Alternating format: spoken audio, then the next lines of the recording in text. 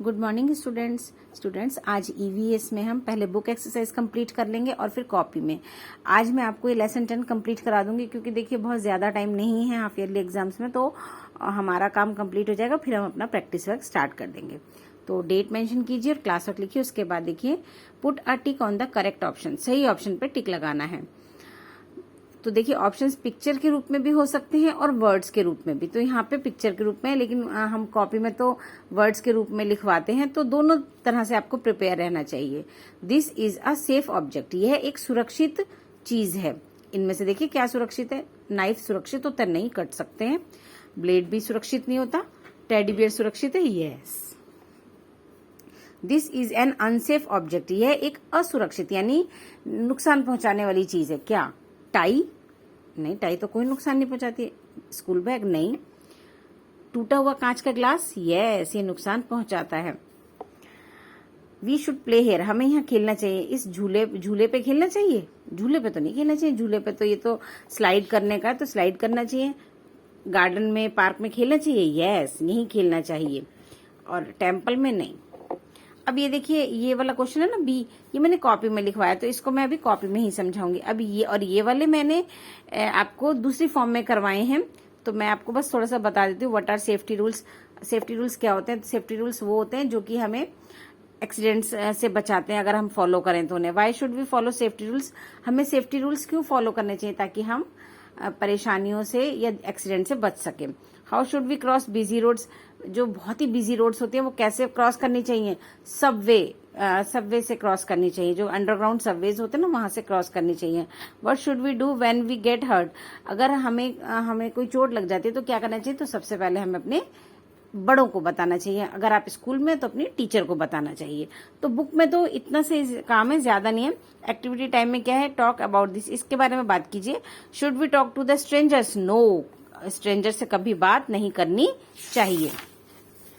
Should we take things from strangers, क्या हमें stranger से चीज लेनी चाहिए? नहीं, कभी नहीं। How can talking to strangers be unsafe, strangers से बात करना कैसे अनसेफ है, कैसे असुरक्षित है? क्योंकि कई बार स्ट्रेंजर्स जो है ना वो गलत फायदा उठाते हैं। जैसे कहते हैं ना कि उठा के ले जाते हैं, किडनैप कर लेते हैं, या कोई बुरी बात बोल देते हैं, कुछ भी मतलब गलत कर सकते हैं। अब ये देखिए, colour the traffic lights and right the meaning of each colour. अब आपको ये ना कलर करना है, ये आपका होमवर्क है और हर एक का मीनिंग लिखना है। अब मैं आपको बताती हूँ, कई बच्चे क्या करते हैं, ये रेड हो गई, ये येलो और ये ग्रीन। ये तो आपको पता है ना, इसमें रेड करना है, इसमें येलो करना है और इसमें ग्रीन। रेड का मतलब होता है, तो जैसे मीनिंग लिखना है आपको, रेड का मतलब क्या होता है। तो बच्चे ना मेरे बार बार कहने के बावजूद भी यहाँ रेड लिख देते हैं। रेड नहीं लिखना, रेड का मतलब लिखना है। रेड का मतलब होता है स्टॉप। येलो का मतलब होता है वेट। और कई जगह ना यहाँ पे वो भी लिखा जाता है रेडी, कि आप रेडी रहिए। स्लो डाउन हो जाना होता है ना, कि रेडी हो जाइए कि अब लाइट होने वाली है। ग्रीन का मतलब होता है गो, ये नंबर 3 है ना। तो कलर्स नेम नहीं लिखने, ठीक है। अब ये लास्ट में देखिए, find out what is a first aid kit, पता लगाइए फर्स्ट एड किट क्या होती है। फर्स्ट एड किट होती है जो जैसे घर में हम छोटा सा एक बॉक्स बना के रखते हैं जिसमें डिटॉल, बैंडेज, सिर दर्द, पेन किलर जो हमारी रखी होती है। तो फर्स्ट एड बॉक्स होता है जिसमें हम पहला चोट लगने पर जो पहला इलाज करते हैं। अब जैसे किसी के ब्लड आ गया, फटाफट से कॉटन घर में होगी तो कॉटन से साफ करेंगे, डिटॉल से उसको क्लीन करेंगे, फिर उसके बाद सोफ्रामाइसिन वगैरह जो भी लगाएंगे। तो ये सब चीजें फर्स्ट एड में आती हैं, ठीक है। अब कॉपी का काम मैं आपको दिखा रही हूँ। कॉपी का काम देखिए, मैंने आपको कहा था मैं आपको ये करवाऊंगी। देखिए लेसन 10 हेडिंग मैंने लिखी हुई है और डेट वगैरह मेंशन की है।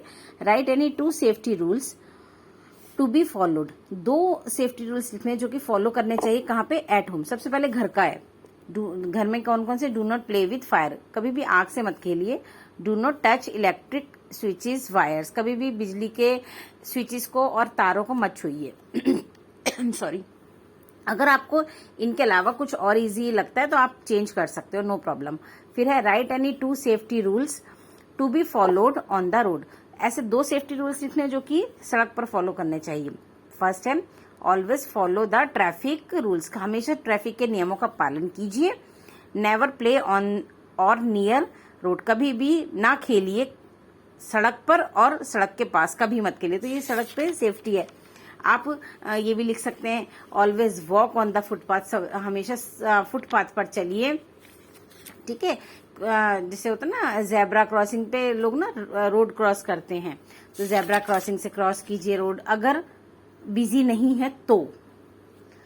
फिर है write 2 safety rules to be followed while playing, और ऐसे 2 सेफ्टी रूल्स लिखने हैं जो कि आपको खेलते समय फॉलो करने चाहिए। कौन से हैं वो? Always play in the park, हमेशा पार्क में खेलिए या जैसे ओपन स्पेस में खेलिए, खुली हुई जगह पर।